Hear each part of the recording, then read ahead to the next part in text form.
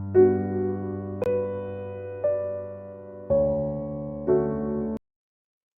friends, continuing with the emergency medicine series, today's topic is status epilepticus. We will first have a look on intro, then we will see the causes of status epilepticus, what all can be the complications, and finally the treatment. So friends, status epilepticus is defined as either continuous seizures, or if not continuous, then the seizure should be repetitive but with impaired consciousness in the interictal period. So a seizure can be either continuous seizure or a repetitive seizure, repetitive and discrete seizure with loss of consciousness in these interictal periods. If during the seizure episode there are generalized tonic-clonic movements, then it is termed as generalized convulsive status epilepticus or GCSE, or the status epilepticus can be non-convulsive, which is known as non-convulsive status epilepticus. When we consider the duration of the seizure activity, according to the old definition, it defined more than 15 to 30 minutes of the seizure activity, since permanent neurological damage occur after 30 minutes of seizure activity. But practically, it is considered as more than 5 minutes of continuous seizures in case of generalized tonic-clonic seizures and more than 10 minutes of seizure activity for focal seizures. If this criteria is fulfilled, then it is known as status epilepticus. So why we are requiring this practical definition? Because we cannot wait for so long, that is 30 minutes, to start the treatment, because permanent neurological damage will occur at that time. Now when we consider the causes, the most common and the most important cause is anticonvulsant drug withdrawal or non-compliance to the treatment. Other causes can be metabolic disturbances like hypoglycemia, uremic encephalopathy, hyponatremia, etc. Drug toxicity can lead to seizures, CNS infections, CNS tumors, refractory epilepsy syndromes, and head trauma. All these can lead to status epilepticus. Now, prompt recognition and treatment of this condition is required. Why? Because the patient can land up into the following complications. The patient can have hyperthermia, metabolic acidosis, hypotension, rhabdomyolysis.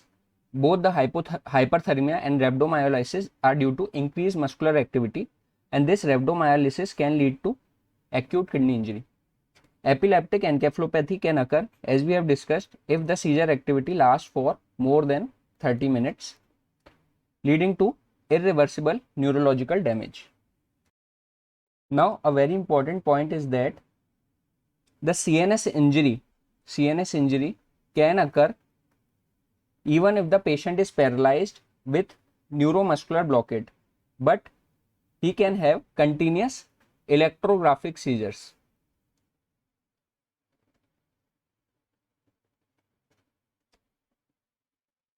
These are not the overt seizures, since the patient is on neuromuscular blockade, but when we do the EEG, it will record seizure activity. Thus, it is very important that if the patient stops having overt seizures, no overt seizures are present, but still the patient is in comatose condition, then we have to always perform electroencephalography to rule out electrographic seizures. Now coming on to the most important part, that is the treatment. The first steps in management of patient of generalized convulsive status epilepticus are to secure airway, breathing and circulation. We have to secure large IV bore lines, send the blood samples for glucose, RFT electrolytes and toxicology drug screening, and give the patient IV fluid, typically NS, and if found efficient, we can also give glucose. If the patient is having history of alcoholism and more likely alcohol alcohol related seizures are considered, we will give thiamine followed by glucose. If we are giving thiamine, the glucose should never be given before the thiamine. Now, when we consider the treatment of non-convulsive status epilepticus, it was thought to be less urgent than generalized convulsive status epilepticus. Since the ongoing seizures are not accompanied by severe metabolic disturbances which are usually seen in GCSE, but based on the evidence, these non-convulsive status epilepticus, especially the focal seizures, is associated with cellular injury at the seizure focus. The focus from which the seizure is starting, that will be having cellular injury. Now, to prevent the cellular injury, we have to treat this non-convulsive status epilepticus as promptly as possible using the general approach which we will see in the next slide.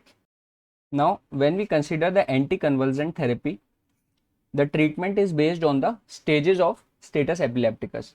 For the first stage, which is impending and early status epilepticus, which lasts for 5 to 30 minutes, starting from 5 minutes as per definition and lasting up to 30 minutes. The first treatment which we will start is IV benzodiazepine. We can give either lorazepam at the dose of 0.1 mg per kg or midazolam at 0.2 mg per kg, or we can also use clonazepam at 0.015 mg per kg. If these are not available, alternatively diazepam can also be used. The most important part is that if we are not able to secure the IV cannula, then the benzodiazepine can also be safely given intramuscularly. Now, after we have sedated the patient and have took control of the condition, the main treatment which we have to give is IV anti-epileptics. We can either give phenytoin at the dose of 20 mg per kg or valproic acid again at the dose of 20 to 30 mg per kg or levetiracetam at 20 to 30 mg per kg. So, easy way to remember is phenytoin, valproic acid or levetiracetam at 20 mg per kg we have to give to the patient. All these drugs have to be given IV. Now, let's here only discuss the very important drug which is phenytoin. Phenytoin can only be given in IV form at the dose of 20 mg per kg. The important point is that the rate of infusion should always be less than 50 mg per minute. We cannot exceed the rate more than 50. It can only be given with normal saline since it gets precipitated when given with other fluids. There are many side effects like hypotension, heart blocks, arrhythmias. Therefore, ECG monitoring is required along with phenytoin. It can also lead to thrombophlebitis. To conquer these side effects and the profile of phenytoin, we have the prodrug of phenytoin which is known as fosphenytoin. This can be given at a rate more than 50, that is 50 to 75 mg per minute. It can be given readily. The side effects are usually less, therefore it is less toxic, and it can also be given intramuscularly. Now, most of the cases of status epilepticus are successfully treated by these IV benzodiazepine and anti-epileptic drugs in the first stage itself within 5 to 30 minutes. Very rarely this seizure activity go beyond the 30 minutes. Now, if the seizure activity is lasting for more than 30 minutes, the patient will land up into established and early refractory status epilepticus, which lasts for 30 minutes to 48 hours. At this stage, we have to ascertain whether the seizure activity is of generalized convulsive or subtle status epilepticus. In this subtle status epilepticus, patients may have mild clonic movements of only the fingers or fine rapid movements of the eyes. There may be paroxysmal episodes of tachycardia, hypertension, pupillary dilatation. On the other hand, patient can have focal complex, myoclonic or absence seizures. If these focal complex, myoclonic or absent seizures are present, we will further give IV or oral anti-epileptic drugs like valproic acid, levetiracetam, lacosamide, topiramate, pregabalin and others.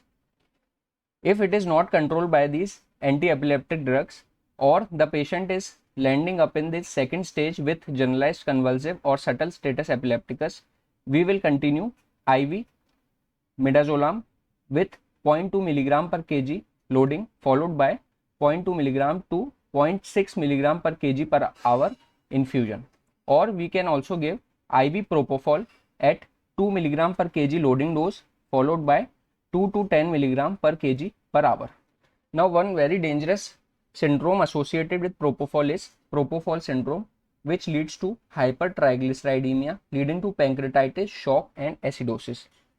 Now, if the seizure activity is not resolving even after giving IV midaz infusion or propofol infusion, we will give the patient IV pentobarbital at the loading dose of 5 mg per kg, followed by 1 to 5 mg per kg per hour. Even after giving pentobarbital, the seizure activity is not settling and the patient is having continuous seizure activity for more than 48 hours. The seizure activity is said to be in the late refractory status epilepticus, which is after the 48 hours. And for this, we have to give anesthetic agents like isoflurane, desflurane, ketamine, and other approaches can also be considered at this stage like surgery, vagal nerve stimulation, repetitive transcranial magnetic stimulation, electroconvulsive therapy and hypothermia.